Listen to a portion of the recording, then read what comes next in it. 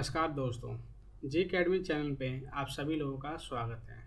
आज हम अपनी नई वीडियो स्टार्ट करने जा रहे हैं मैग्नेटिज्म टॉपिक के साथ। इस वीडियो में हम ये समझेंगे कि रिलक्टेंस क्या होता है, मैग्नेटिज्म और इलेक्ट्रिकल नेटवर्क के बीच में एनालॉजी समझेंगे, परमिटिविटी परमिएबिलिटी का डिफरेंस समझेंगे। तो चलिए वीडियो को स्टार्ट करते हैं। मैग्नेटिज्म मैग्नेटिज्म नाम सुनते ही हमारे दिमाग में एक ही ख्याल आता है, मैग्नेट। हमने अपने बचपन में मैग्नेट का इस्तेमाल करा होगा। 1 रुपये के अठन्नी या 54 रुपये के कॉइन्स होते थे, उसको अट्रैक्ट करने के लिए चिपका देते थे हमने मैग्नेट से काफ़ी बचपन में खेला है, अलमारी पे चिपका के। जब अलमारी से चिपका देते थे, अलमारी से बाहर निकलता नहीं था। तो वो सारे मैग्नेट होते थे परमानेंट मैग्नेट। क्या होते थे? Permanent magnet. परमानेंट मैग्नेट जो होते हैं वो फेरोमैग्नेटिक मटेरियल से बनते हैं। और फेरोमैग्नेटिक मटेरियल के एग्जांपल ले लेते हैं। एक है आयरन, जो हम सभी देखे हैं, कोबाल्ट, निकल, और भी ऐसे ही और भी धातु होते हैं जो कि फेरोमैग्नेटिज्म मटेरियल से बने होते हैं, और उसका यूज़ करके हम परमानेंट मैग्नेट बना सकते हैं। परमानेंट मैग्नेट में हम ये देखते हैं नॉर्थ पोल और साउथ पोल। देखिए, अगर हम एक मैग्नेट ले लें परमानेंट मैग्नेट, तो हर एक मैग्नेट के अंदर 2 पोल होते हैं, और एक नॉर्थ पोल होता है, एक साउथ पोल होता है। जो हमारी फील्ड लाइंस होती है, देखिए ये जो मैंने येलो कलर की लाइंस बना रखी है, ये नॉर्थ पोल से निकल के साउथ पोल में जा रही है। ये देखिए मैंने एरो भी बना रखे हैं। ये लाइंस नॉर्थ पोल से निकल के साउथ पोल में जाती हैं। इसको हम बोलते हैं फील्ड लाइंस। Field lines. देखिए, जहाँ पे ये फील्ड लाइंस आ रही है, जहाँ पे फील्ड मैग्नेट का मतलब जो हम मैग्नेट यूज कर रहे हैं, जहाँ पे इसकी स्ट्रेंथ हमें दिखाई दे रही है, इसकी ताकत हमें जहाँ तक मिल रही है, उस जगह को हम बोलते हैं मैग्नेटिक फील्ड। क्या बोलते हैं? Magnetic field. मतलब जो ये एरिया है, जो यहाँ पे एरिया है पूरा, जो हम ये देख रहे हैं, जहाँ तक ये एरिया है, इस एरिया को हम बोलेंगे मैग्नेटिक फील्ड। कहने का मतलब ये है, जहाँ पर हमें इसकी फील्ड की स्ट्रेंथ मिल रही है, उस एरिया को बोलेंगे मैग्नेटिक फील्ड। मतलब मैग्नेट की मैग्नेटिक फील्ड यहाँ पे चारों तरफ हमारी मिल रही है। तो चलिए, ये मैग्नेट तो चलो हमें मिल जाता है। अब हम मैन मेड भी मैग्नेट बनाते हैं, जिसको हम बोलते हैं इलेक्ट्रोमैग्नेट। इलेक्ट्रोमैग्नेट कैसे बनता है वो बताते हैं। Electromagnet is made by coiling wire on a core when electricity is pass to coil. This core acts as electromagnet. मतलब हम एक कोर लेते हैं, एक मटेरियल लेते हैं। ये ग्रीन कलर का जो आपको दिख रहा है, ये सॉलिड मटेरियल है। इसके ऊपर हमने एक वायर से लेके कॉइलिंग कर दी है, वायर से लेके लपेट दिया गया है। जब भी हम इस वायर के थ्रू करंट पास कराएंगे, तो एक पोल पे नॉर्थ बन जाएगा, एक पोल पे साउथ बन जाता है। तो जब ये बन जाता है, नॉर्थ पोल और साउथ पोल बन जाते हैं, तो ये एज आ मैग्नेट काम करता है, जिसको हम बोलते हैं इलेक्ट्रोमैग्नेट। इलेक्ट्रोमैग्नेट। और ये इलेक्ट्रोमैग्नेट इसलिए बोला जाता है क्योंकि ये इलेक्ट्रिसिटी से बन रहा है, और ये काम क्या कर रहा है? मैग्नेट का। देखिए, ये जो मैग्नेटिक फील्ड होती है, क्या होती है? Magnetic field. ये रिलेट होती है 2 चीज़ से। एक बी से, जिसको हम बोलते हैं मैग्नेटिक फ्लक्स डेंसिटी, और एच होती है मैग्नेटिक फील्ड स्ट्रेंथ। ध्यान रखिएगा, बी को हम बोलते हैं मैग्नेटिक फ्लक्स डेंसिटी, और एच को बोलते हैं फील्ड स्ट्रेंथ। Field strength. जो ये बी होता है, फ्लक्स डेंसिटी, इसकी यूनिट होती है टेस्ला, जिसको हम टी से रिप्रेजेंट करते हैं। और एच जो है फील्ड स्ट्रेंथ, इसकी यूनिट होती है एम्पियर पर मीटर, इसको रिप्रेजेंट करते हैं ए बाय एम से। देखिए, जो इन दोनों का बीच में मैग्नेटिक फील्ड का जो रिलेशन होता है, वो B equal to mu not into H. ये म्यू नॉट, ध्यान रखना, म्यू नॉट है। म्यू नॉट की वैल्यू होती है 4 pi into 10⁻⁻⁷। Current carrying wire. देखिए, ये एक मैं वायर ले लेता हूँ, स्ट्रेट वायर। यहाँ पे मैंने करंट फ्लो करा दिया है, करंट की डायरेक्शन है अब अगर हम एक राइट हैंड थंब ले लेते हैं, तो हमारी थंब की डायरेक्शन हम अप ले लेते हैं, जिस डायरेक्शन में करंट जा रहा है। और जो हमारी फिंगर है, फिंगर की डायरेक्शन हमारी हो जाएगी उस करंट के वजह से जो मैग्नेटिक फील्ड प्रोड्यूस हो रहे हैं, उस डायरेक्शन को हम बोल देंगे मैग्नेटिक फील्ड, जो कि फिंगर की डायरेक्शन है। ये डायरेक्शन है। तो देखिए, ये जो मैंने फिगर शो करे, इसके रिगार्डिंग हम फॉर्मूला देखते हैं। Magnetic flux density equal to mu not into I upon में 2 πr। जो आई है ये है करंट फ्लोइंग इन वायर। जो ये आई आ रहा है करंट फ्लोइंग इन वायर। जो आर है यहाँ पे, ये जो आर है ये हो गया distance where magnetic field need to be find. अब देखिए मैंने कोई पॉइंट ये ले लिया, ये एक जो सर्कुलर ये दिख रहा है हमें मैग्नेटिक फील्ड जो इसको दिख रही है, तो हम इसके टेंजेंट ले लेते हैं। टेंजेंट के हम परपेंडिकुलर ले लेंगे जिस वायर के सेंटर तक शॉर्टेस्ट डिस्टेंस। अब इस पॉइंट पे अगर मान लो ये ए पॉइंट पे है, तो हमें ये फाइंड करना है इस ए पॉइंट पे इस वायर की वजह से कितनी मैग्नेटिक फ्लक्स डेंसिटी हमें मिल रही है, कितनी डेंसिटी हमें इस पॉइंट पे मिल रही है। तो ये जो डिस्टेंस ले लेंगे यहाँ से यहाँ तक ए पॉइंट, मान लो ये ओ पॉइंट है, ओ से ए का डिस्टेंस है आर। तो वही हमारे फॉर्मूला है magnetic flux density equal to mu not की वैल्यू होती है 4 π इंटू 10⁻⁻⁷ और आई करंट फ्लो आ जाएगा, हमें मिल जाएगा 2 πr। आर हो गया परपेंडिकुलर डिस्टेंस जहाँ पे हमें फील्ड डिस्टेंस फाइंड करनी है। तो ये आपका हो गया करंट कैरिंग वायर। अब देखिए एक फॉर्मूला मैग्नेटिक फ्लक्स डेंसिटी का ये भी है, B equal to phi upon में एरिया जो है मैग्नेटिक फ्लक्स के परपेंडिकुलर होता है।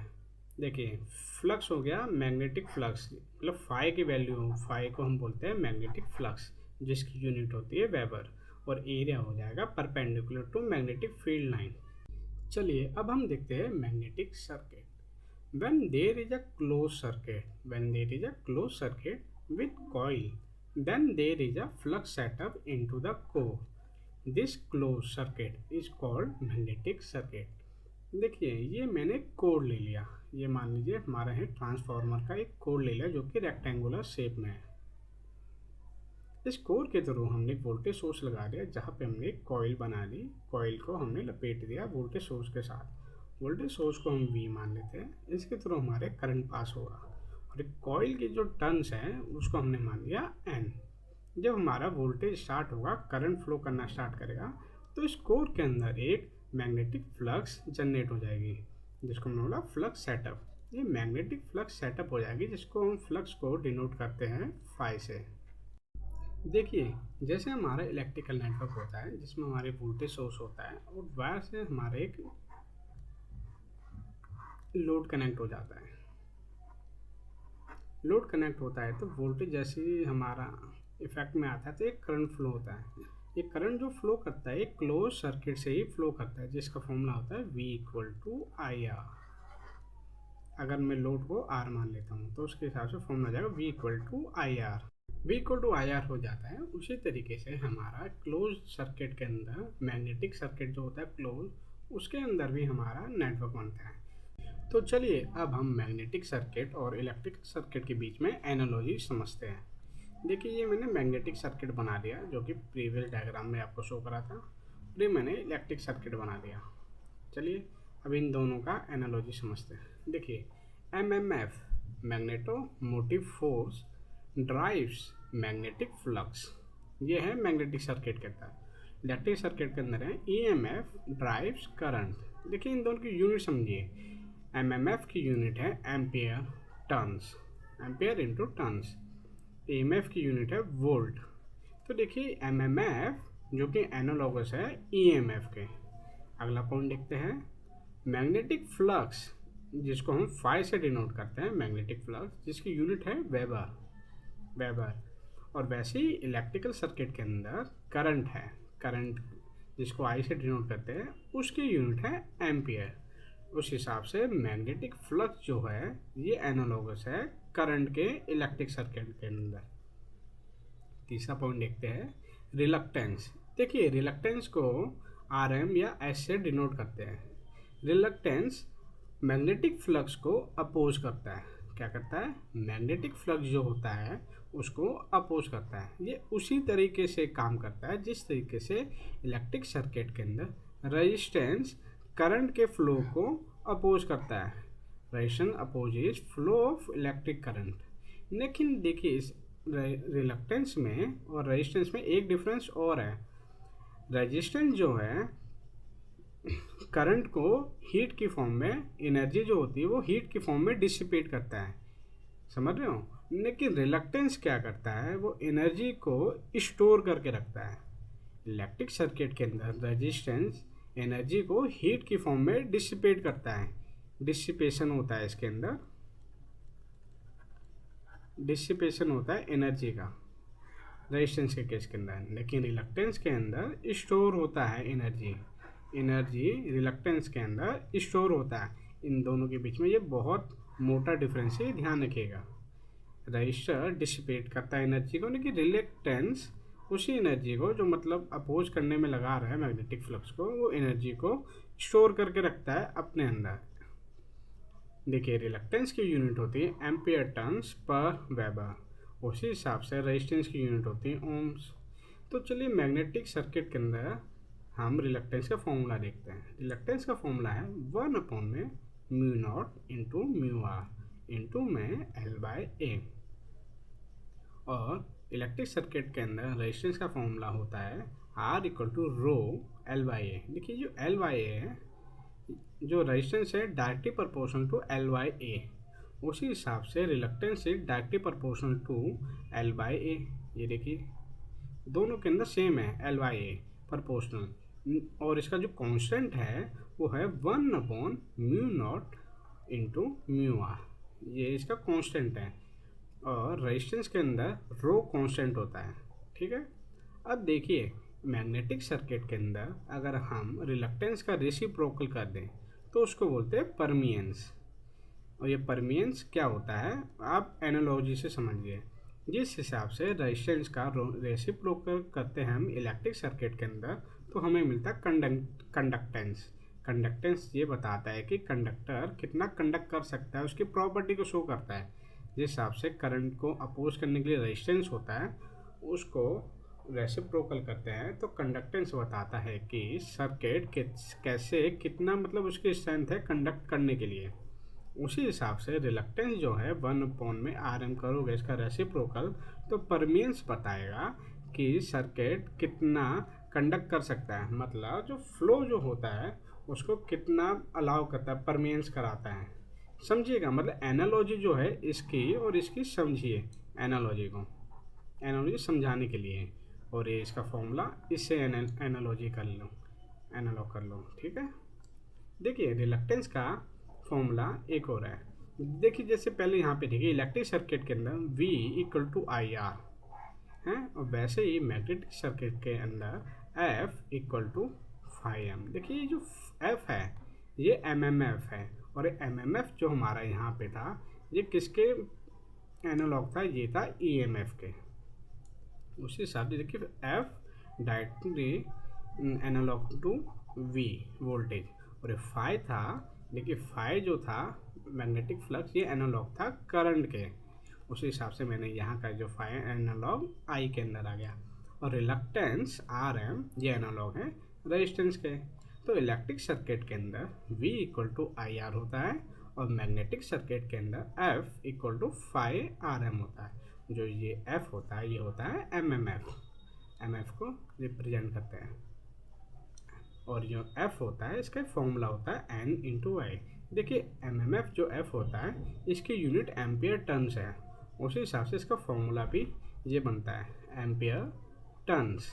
समझिए, ये फॉर्मूला याद रखिएगा, और एक रिलक्टेंस का फॉर्मूला याद रखिएगा, ठीक है। अब देखिए मैग्नेटिक सर्किट के अंदर किरचॉफ MMF लॉ और किरचॉफ फ्लक्स लॉ एप्लीकेबल होता है मैग्नेटिक सर्किट के अंदर, और इलेक्ट्रिक सर्किट के अंदर Kirchhoff voltage law, Kirchhoff current law होता है। तो मतलब एनालॉजी के हिसाब से आप लोगों को ये समझ आ गया कि सर्किट दोनों अलग है, ये मैग्नेटिक है और ये हमारा है इलेक्ट्रिकल। हालांकि इन दोनों का लिंक इतना नहीं है, लेकिन एनालॉजी की वजह से हमें इनका लिंकअप समझ आ गया फॉर्मूले के हिसाब से, समझे। एनालॉजी के हिसाब से हमें लिंकअप तो समझ आ गया। अब हम थोड़ा डिटेल के अंदर रिलक्टेंस को पढ़ते हैं अगली स्लाइड में। देखिए रिलक्टेंस को हम मैग्नेटिक रिलक्टेंस भी बोलते हैं या फिर मैग्नेटिक रेजिस्टेंस। अब देखिए मैग्नेटिक रेजिस्टेंस क्यों बोलते हैं ये तो आप समझ गए होंगे। इलेक्ट्रिक के अंदर जो करंट के फ्लो को अपोज कराता है उसको बोलते हैं हम रेजिस्टेंस। उसी हिसाब से मैग्नेटिक सर्किट के अंदर जो फ्लक्स को अपोज कराता है उसको बोलते हैं रिलक्टेंस। और वहीं तो एक तरीके से एनालॉग, अगर इलेक्ट्रिकल का एनालॉग इसमें देखें एनालॉगस, तो इसी को हम बोलेंगे मैग्नेटिक रेजिस्टेंस। तो देखिए रेजिस्टेंस, रिलक्टेंस क्या होता है? Reluctance is analogous to resistance in electric circuit but rather than dissipating energy. ये ध्यान रखिए कि मैंने पॉइंट बताया था आपको, rather than dissipating energy reluctance stores magnetic energy. Rather than dissipating energy reluctance stores magnetic energy. जो मैंने आपको बताया था पॉइंट, ये वाला पॉइंट जो है ना, ये ध्यान रखेगा। देखिए इसकी यूनिट, रिलक्टेंस की यूनिट होती है हेनरी इनवर्स। क्या होती है? Henry inverse. ये ध्यान रखिएगा यूनिट भी। कभी कभार यूनिट से रिलेटेड आईईएस के अंदर क्वेश्चंस आ जाते हैं, तो यूनिट का भी ध्यान रखना बहुत ज़रूरी है।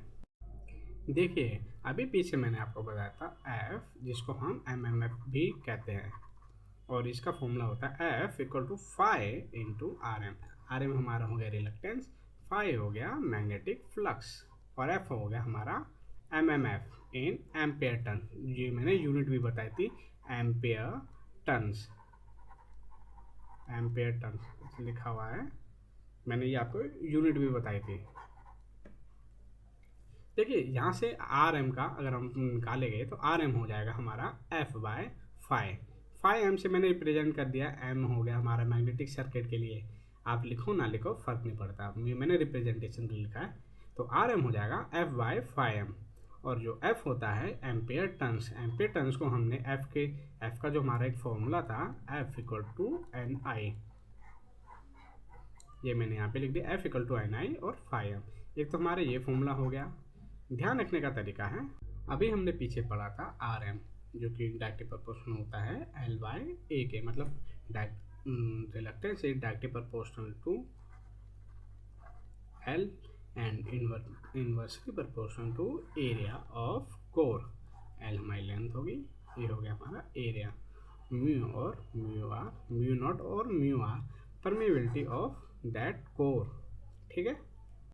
देखिए इलेक्ट्रिक और मैग्नेटिक फील्ड में वही फर्दर हम एनालॉजी देखते हैं, इलेक्ट्रिक फील्ड और मैग्नेटिक फील्ड, इलेक्ट्रिक करंट और मैग्नेटिक फ्लक्स, ओम्स लॉ और हॉपकिंस या फिर रोलैंड लॉ, ये वही है। ओम्स लॉ जैसे V equal to I R linear आता है, वैसे मैग्नेटिक फील्ड के अंदर हॉपकिंस और रोलैंड लॉ, ये वही है ओम्स लॉ का एनालॉगस।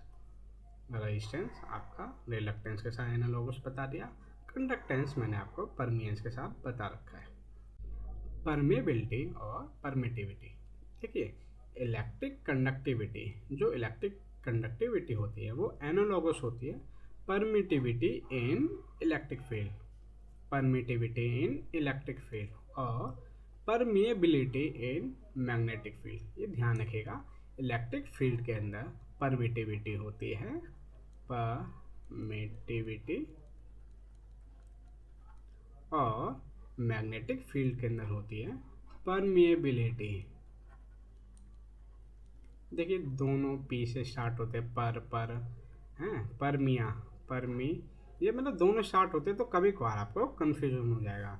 तो ध्यान रखिएगा, परमिटिविटी इलेक्ट्रिकल के लिए होती है, इलेक्ट्रिक फील्ड, और परमिएबिलिटी होती है मैग्नेटिक फील्ड के लिए। ठीक है, थोड़ा सा ध्यान रखने के लिए। तो इन दोनों का एक छोटा सा डिफरेंस समझ लेते हैं, वो पता ही है आपको, फिर भी समझ लेते हैं। देखिए परमिटिविटी, ये कैपेसिटेंस के लिए हम जो यूज़ करते हैं, कैपेसिटर के अंदर जो कांस्टेंट होता है, कैपेसिटर के अंदर कांस्टेंट होता है, तो E equal to E not into E R. E not मैंने आपको बता रखा था, वैक्यूम या फिर फ्री स्पेस की परमिटिविटी होती है, जिसकी वैल्यू होती है 8.85 इंटू 10⁻⁻12, और ई आर होता है dielectric constant of that particular material, जो कि हमारा कैपेसिटर के अंदर इस्तेमाल हुआ है, डाइलेक्ट्रिक कांस्टेंट, जिसको हम रिलेटिव परमिटिविटी भी बोलते हैं मटेरियल की। अब आ जाते हैं परमेबिलिटी के अंदर। देखिए परमेबिलिटी हमारा इंडक्टर के केस में इस्तेमाल होता था, या फिर जहाँ पे हमारा मैग्नेटिक फील्ड होती थी, मैग्नेटिक फील्ड।